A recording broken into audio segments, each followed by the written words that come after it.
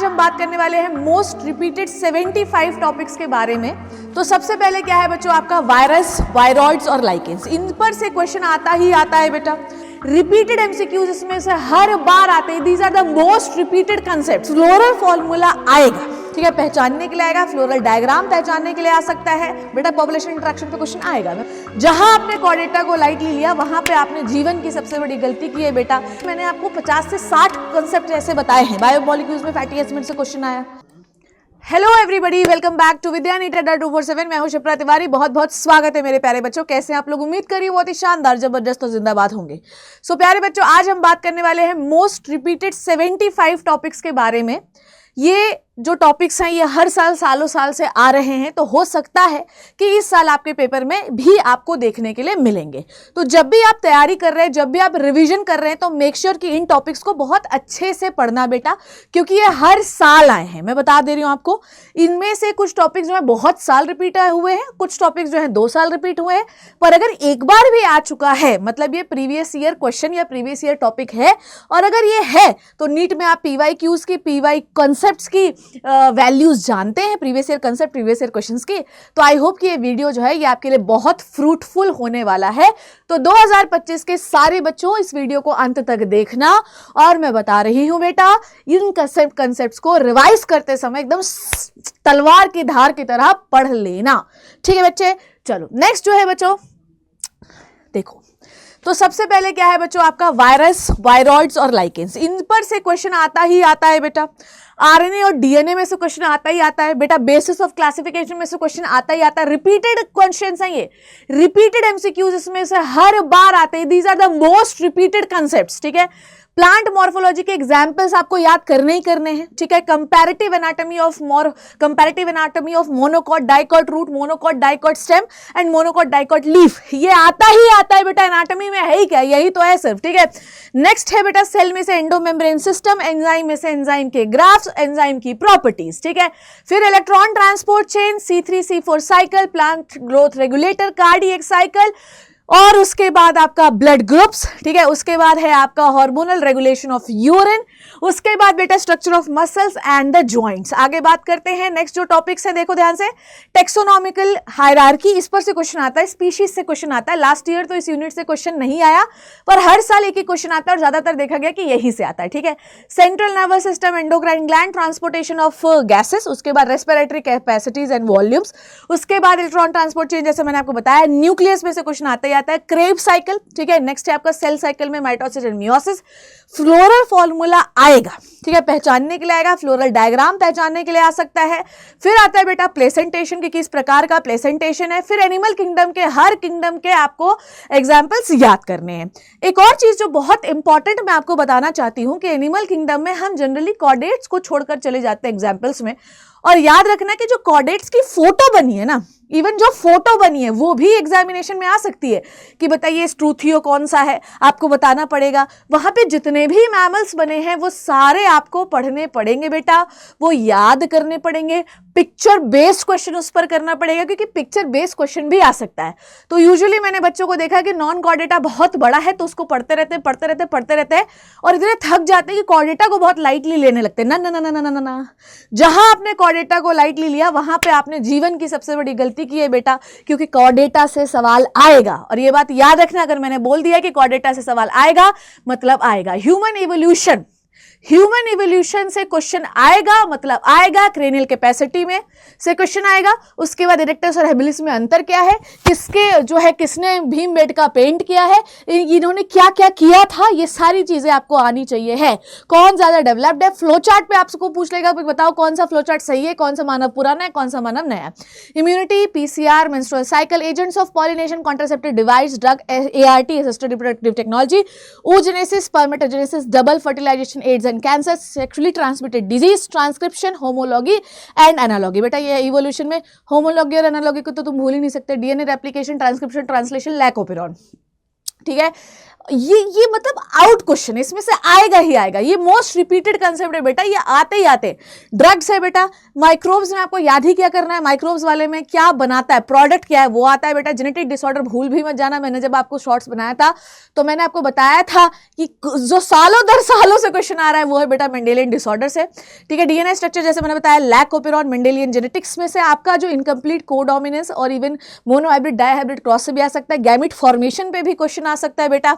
Next है बेटा embryonic development, है ना। अब आप बोलोगे मैडम इसमें पेडिग्री नहीं लिखी, क्योंकि बहुत सालों से मैंने 2-3 सालों से पेडिग्री के क्वेश्चंस नहीं देखे, इसलिए मैंने यहाँ पेडिग्री नहीं लिखा है। Infectious diseases, BT cotton, human insulin, ADA deficiency, ठीक है, ADA adenosine DMs deficiency, population interaction, बेटा पॉपुलेशन इंटरेक्शन पे क्वेश्चन आएगा, मैं पहले बता दे रही हूँ, है ना, कि कौन सा इंटरेक्शन है, क्या एग्जाम्पल, मेनली पॉपुलेशन इंटरेक्शन में से क्वेश्चन आता है आपका एग्जाम्पल से, ठीक है। नेक्स्ट है बेटा biodiversity loss, age pyramid, population curves, ठीक है, ये सारे बड़े इंपॉर्टेंट टॉपिक्स हैं बेटा। स्पीशीज एरिया रिलेशनशिप बिल्कुल भी नहीं भूलना है आप लोगों को, इसका ग्राफ आता है। Codominance, incomplete dominance, ecological pyramid, meiosis stage 1 से बहुत क्वेश्चन आता है, हालांकि माइटोसिस मियोसिस दोनों ही बहुत इंपॉर्टेंट हैं। उसके बाद टीसीए साइकिल में स्टेप से एंजाइम से क्वेश्चन आता है, सीवेज ट्रीटमेंट, जीन थेरेपी और डीएनए फिंगरप्रिंटिंग, ठीक है बच्चों। तो ये है बेटा, ध्यान से सुनिएगा, ये तो मैंने आपको कुछ टॉपिक्स बताए। अब मैं आपको बताती हूँ कैसे मोस्ट रिपीटेड पीवाईक्यूज भी, जैसे कि ये देखो ध्यान से, ये ध्यान से देखो, है ना, जैसे कि आप देखो मैंने आपको बोला था ना, सीवेज ट्रीटमेंट प्लांट से लगातार 3 बार क्वेश्चन रिपीट हुआ। वायराइड्स मैंने पहले बोला था, वायराइड्स प्रियॉन्स आरएनए से देखो कितने साल, 16, 17, 19, 20 पे रिपीट हुआ। फिर देखो यहाँ पर एल्गी में से रिपीट हुआ है 20, 21, 22 में, देखो ध्यान से देखते जाओ जो मैंने बोला था। फिर मैंने देखो, है ना, एक सेकेंड, अब देखो नेक्स्ट, देखो नेक्स्ट बेटा, ये देखो स्पोरोफाइट, मॉसिस से क्वेश्चन रिपीट हुआ है 3 बार। फिर आप देखो कि ब्रायोफाइट, ब्रायोफाइट कितना है, 8, 11, 12, 13, 14, 15, 20। फिर उसके बाद देखो यहाँ से मोनोडेल्फस, डाइडेल्फस, पॉलीडेल्फस कंडीशन लास्ट ईयर के पेपर में भी आया है बेटा, यहाँ पे लिखा नहीं पर मैं बता दे रही हूँ, लास्ट के पेपर में भी आया है 16, 21, 22, ठीक है, आया है ये वाला क्वेश्चन। नेक्स्ट है बेटा, देखो यहाँ से लीफ पर क्वेश्चन आया, एनाटॉमी पे लीफ पे क्वेश्चन आया है 16 और 20 पे। फिर देखो साइनोबैक्टीरिया पे क्वेश्चन आया है 13, 15, 14, ठीक है। फिर देखो आपका प्राइमरी इलेक्ट्रॉन एक्सेप्टर कौन होता है बेटा, कब कब आया, 17, 19, 21, 22, 20, ठीक है, आया है कि नहीं आया, देखते जाओ बस। उसके बाद देखो इलेक्ट्रॉन ट्रांसपोर्ट चेन बताया आपको 2024 में पीवाई की, और इसके पहले भी कई बार आ चुका है। फिर उसके बाद देखो आप इधर आ जाओ, है ना, हार्मोन, यार प्लांट फिजियोलॉजी में प्लांट ग्रोथ रेगुलेटर तो भूल ही मत जाना बेटा, 14 और 20 में आया। उसके बाद देखो एलर्जिक रिएक्शन में से आया है 16, आया है 18 आया। और भी देखो ह्यूमन फिजियोलॉजी पढ़ रहे हो ना, तो ह्यूमन फिजियोलॉजी में एक चीज़ बहुत अच्छे से याद कर लो, क्या है वो चीज़, कि बेटा डिजीजेस को बिल्कुल मत भूल के जाना, डिजीजेस से क्वेश्चन आएगा, मतलब बता दो, कहीं लिख देती हूँ मैं, आएगा क्वेश्चन, ठीक है। फिर उसके बाद देखो, ठीक है, ये देखो सर्कुलेटरी सिस्टम से आया क्वेश्चन। फिर देखो आपके किससे आया है, डिजीज से आया, फिर से कहाँ से, लोकोमोशन एंड मूवमेंट से। फिर देखो आपके जक्स्टा जेजी अपैरेटस में से आया है, ठीक है, जेजी अपैरेटस में से आया है, ओके। नेक्स्ट देखो, उसके बाद देखो, फिर देखो डिजीज से आया, डिजीज से आया क्वेश्चन, डिजीज से आया। तो क्या समझ रहे हो आप, क्या समझ रहे हो, ह्यूमन फिजियोलॉजी में क्या इंपॉर्टेंट है, डिजीज और मैकेनिज्म, ये 2 चीजें भूल के बिल्कुल भी मत चले जाना। द मैकेनिज्म आपको जेजी अपैरेटस या फिल्टरेशन, रीएब्जॉर्प्शन, ठीक है, काउंटर करंट मैकेनिज्म, और डिजीज तो बिल्कुल भी मत भूल के जाना। नेक्स्ट है बेटा, देखो यहाँ पर मैंने आप लोगों को बोला था क्या, इधर आ जाओ, फिर आया जाओ बायोमोलिक्यूल्स में से आया है फैटी एसिड से क्वेश्चन, ठीक है।